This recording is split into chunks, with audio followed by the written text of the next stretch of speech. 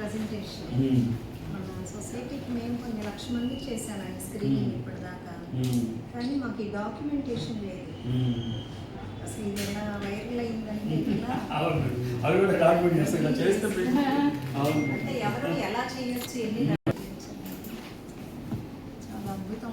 ఏమైనా మీ అందరికీ నమస్కారం అండి. ఈ రోజున మన జిఎంసి 80 బ్యాచ్ తరఫున ఈ 3 సీటర్స్ అంటే కూర్చోటానికి వచ్చిన రోగులు కానీ విజిటర్స్ కానీ అలాగే ఇక్కడ ఉన్న సిబ్బందికి అవసరం రీత్యా అవి, అలాగే వీల్ చైర్స్ అండి చాలా అవసరం ఇక్కడ.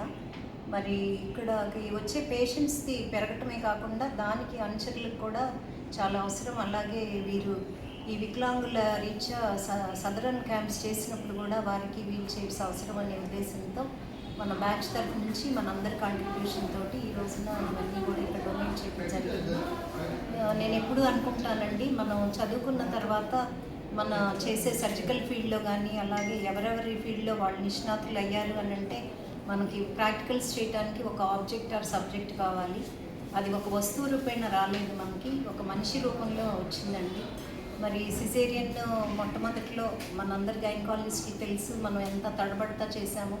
అలాగే ఈ రోజున 10 నిమిషాల్లో ముగిస్తున్నామంటే ఎన్ని వేల మంది మీద మనం ప్రయోగాలు చేసి ఉంటాము. అలాగే వారందరి రుణం తీర్చుకునేది మన ఈ జన్మకైతే చాలదు అని నా అభిప్రాయం అండి.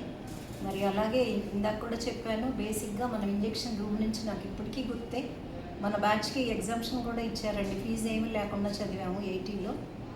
మరి ఆ ఇంజెక్షన్ రూమ్కి వెళ్ళినప్పుడు అది చేసినప్పుడు ఎంతమంది క్యాప్సెస్ వచ్చినాయో ఎలా చేసాము, వీరందరికీ ఎన్నో గాయాలు, అవన్నీ మనం ఎప్పుడు తీర్చుకునేది ఉంటుంది. అలా గివింగ్ బ్యాక్ అనేది మనందరికీ తెలియాలి. మనం పెద్దగా చేయట్లేదండి, సంవత్సరానికి ఒక చీర, నాకైతే అలా అనిపిస్తుంది, 2-3 వస్తువులు ఇంట్లో కొనుక్కునేదో లేకపోతే బిడ్డకి ఏదైనా